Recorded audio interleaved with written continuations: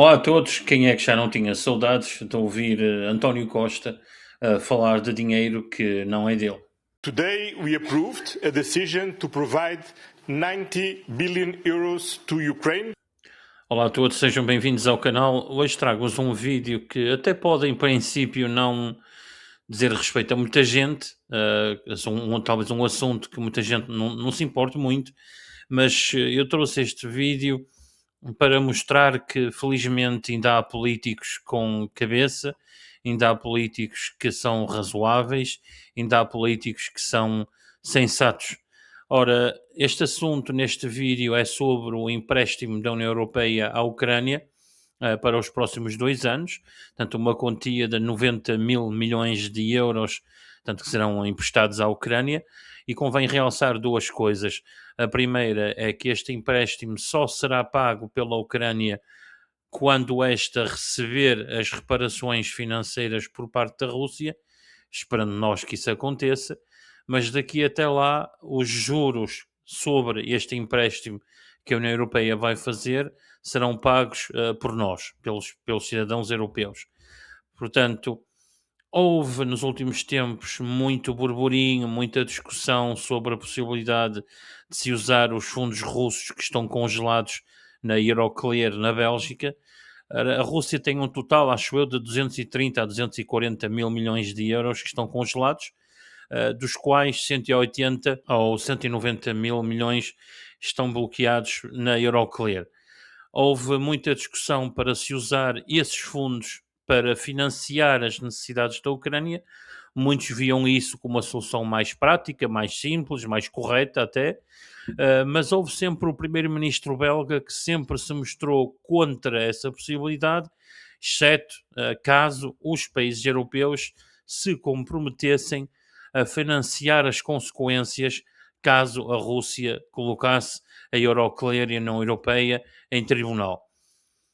Houve muita pressão sobre o primeiro-ministro belga, houve muitos dirigentes europeus que queriam muito usar os fundos russos, houve muita imprensa que criticou o primeiro-ministro belga, que o chamou de o bem mais precioso que a Rússia tinha na União Europeia, portanto, quase com um ponta de lança da Rússia na União Europeia.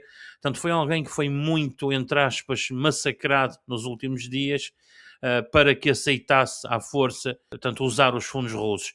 Ora, este primeiro-ministro belga nunca facilitou e sempre exigiu não só um plano A, que era o que havia, mas também um plano B. Plano B é esse que seria então um tal empréstimo a ser financiado pela União Europeia. O primeiro-ministro belga então veio fazer uma conferência de imprensa nos últimos dias, há uns dias atrás, perdão, e veio esclarecer aquilo que se passou, o que falou, como resolveu o assunto. E depois de ouvir isto, e sinceramente vale a pena ouvir, porque acho que mostra o quanto muitos dos líderes europeus vivem num mundo completamente à parte e não têm consciência nenhuma do que é que estão a fazer e que só querem fazem política pela emoção e não pela razão.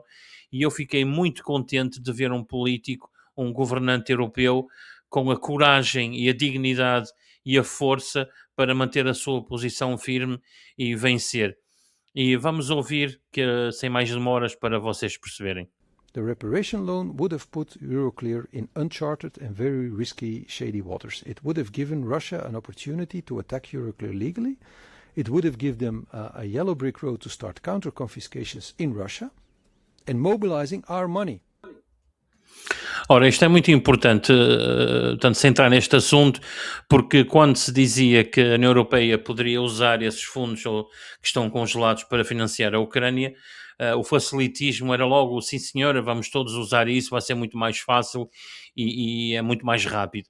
E o primeiro-ministro belga, como eu referi, sempre se mostrou contra, porque havia o perigo de não só disto ser ilegal, como de colocar em causa todo o sistema financeiro europeu e a confiança que o sistema financeiro europeu transmite também para o resto do mundo, e havia o risco então de a Rússia poder colocar a Euroclear e em si própria a União Europeia em tribunal a exigir não só aquilo que a União Europeia usou do que estava congelado, mas também mais ainda desse valor. Ou seja, poderia haver o risco que a União Europeia não só perderia esse dinheiro, como depois ainda iria ter que recompensar a Rússia por ter usado esse dinheiro, ou seja, ficaríamos a perder duas vezes, como vamos poder ver no vídeo. This is the thing I always was warning about.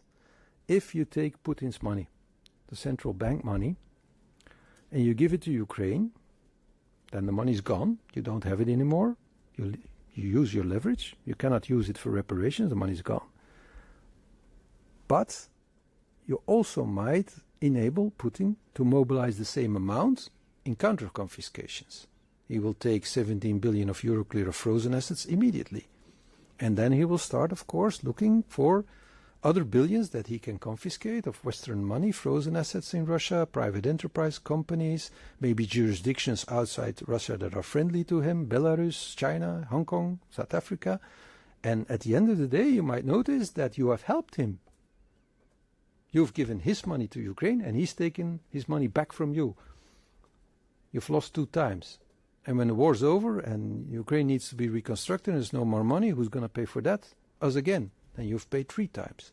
And this is something I've always from day one very clearly warned about. Not only about the legal risk, the financial uncertainty, the uncharted waters, but also the effect that the one you want to punish might be helped by what you do. Ora, isto é um assunto muito importante porque, como o Primeiro-Ministro belga referiu, usar os fundos congelados poderia abrir não só a guerra que já existe no terreno, mas também uma guerra comercial em que a própria Rússia poderia confiscar o dinheiro europeu que tem na Rússia, ou o dinheiro europeu que estão noutros países com os quais a Rússia mantém uma boa relação, e o Primeiro-Ministro belga deu aqui alguns exemplos, como a Bielorrússia, como a África do Sul, como em Hong Kong, na China, vários outros países.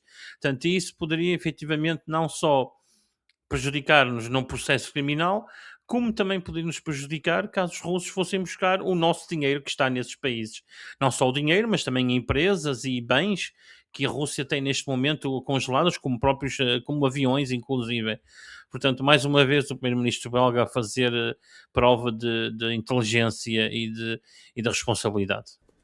And of course, if you have the opportunity to lengthily explain all this, at the end of the day, the enthusiasm to do it was non-existing. It was not tight. It was not like 50% pro, 50% against. It was very clear. At the end of the day, the enthusiasm was zero. Zero. Ora, mais uma vez, isto só mostra que realmente os líderes europeus vivem num mundo muito diferente do cidadão comum. Ou seja, andaram durante muito tempo a pressionar o Primeiro-Ministro belga, a fazer força para que se usasse esse dinheiro, a insistir. Foi muito criticado por muita imprensa e manteve sempre o seu pé, manteve sempre a sua ideia e bastou juntar todos os líderes políticos numa mesa, explicar-lhes as consequências e eles aí já mudaram de discurso.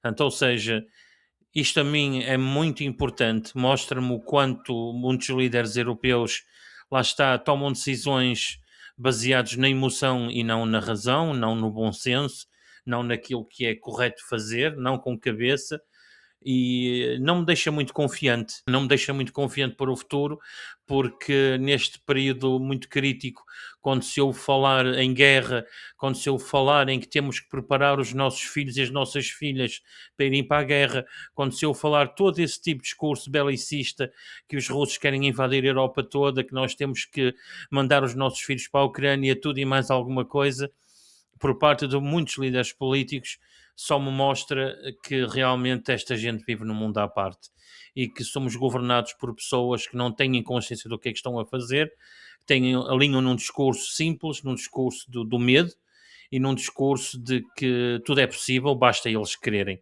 Felizmente que ainda há quem tenha a cabeça fria para manter um pouco de razão e chamar um pouco à razão quem toma atitudes e quem toma decisões destas. Vamos continuar a ver.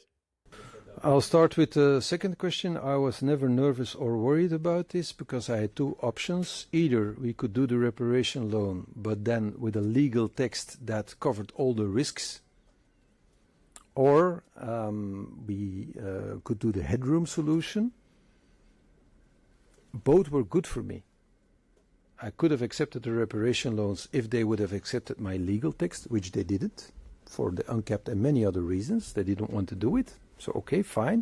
So option B, headroom. I was the one who last month blocked the idea of going to this council with one option, if you remember correctly. I said, no, it has to be options plural. I want 2 options on the table. And that is why we had a plan B. For me, the reparations loan was not a good idea. I tried to get it done, so I was loyal. They asked me, please do an effort to get it done. So I negotiated the text with the Commission to make it possible.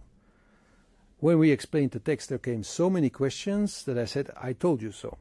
I told you so. There are a lot of loose ends, and if you start pulling at the loose ends and the strings, the thing collapses.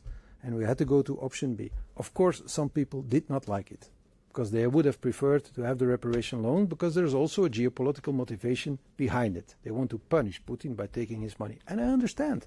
And certainly countries close to Russia, who live in an animosity with Russia, found this emotionally satisfying, the idea of taking Putin's money. But politics is not about emotion, it's a rational job. The lesser of 2 evils was chosen.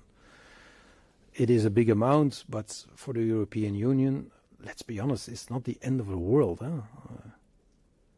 We're talking about amounts that can easily be absorbed by the European Union as a whole.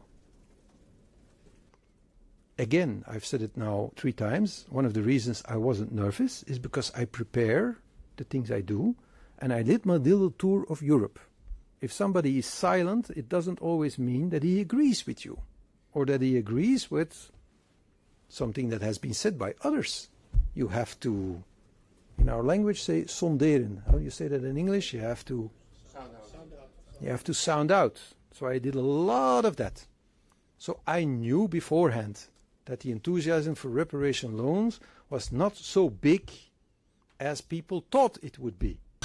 Ora, mais uma vez então fica este vídeo para mostrar que realmente há pessoas que alinham apenas pela emoção e não pela razão, e eu, como cidadão, agradeço ao primeiro-ministro belga por ter mantido o pé firme em tudo isto.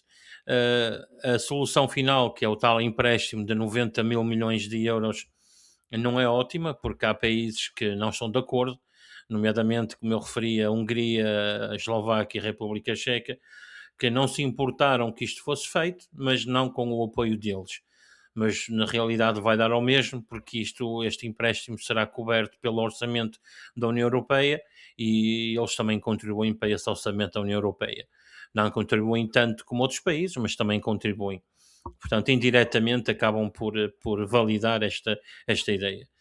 Portanto, agora vamos mostrar a parte final muito curta sobre a vingança, entre aspas, do primeiro-ministro belga e do discurso muito forte que ele teve para com um órgão de imprensa, que é o Jornal Político, que é um conceituado até órgão de imprensa europeia, em que também esse jornal foi muito crítico para ele. Foi esse tal jornal um dos que mais o criticou e mais insistiu na ideia de que ele era um ativo russo por não querer favorecer o uso dos fundos russos que estão congelados. E vamos ver a resposta dele. Politico, you published some very nice articles with some very nice titles, claiming that I was Russia's most valuable asset. I like that one a lot. I will remember that one. But go ahead with your question anyway, because as I said, a real politician lets go of his emotions, even if these emotions are pure anger, vengeance and maybe even violence. But go ahead. Portanto, espero que tenham gostado do vídeo. É um vídeo sobre um assunto que muita gente não fala, mas que eu achei importante esclarecer as pessoas sobre esse assunto e sobre aquilo que se passa um bocadinho na política europeia, que nos dá uma imagem, além de que lá está, como no fim o primeiro-ministro belga mostrou, a tal influência da imprensa, os tais títulos bombásticos da imprensa, que muitas vezes são absolutamente vergonhosos. Portanto, mais uma vez, obrigado. Subscrevam o canal é recente. Ajudem o canal a crescer, se puderem, deixem o vosso like, deixem o vosso comentário se concordam com isto, se concordam com esta ideia, se estão de acordo com isto, não estão, digam o que quiserem e até ao próximo vídeo. Muito obrigado.